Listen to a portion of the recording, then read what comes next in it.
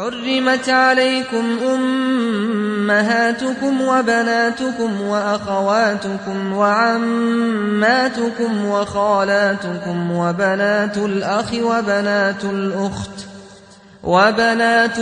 وبنات الأخت وأمهاتكم اللاتي أرضعنكم وأخواتكم من الرضاعة وأمهات نسائكم وربائبكم اللاتي في حجوركم من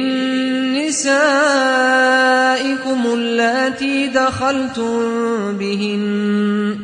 فإن لم تكونوا دخلتم بهن فلا جناح عليكم وحلائل أبنائكم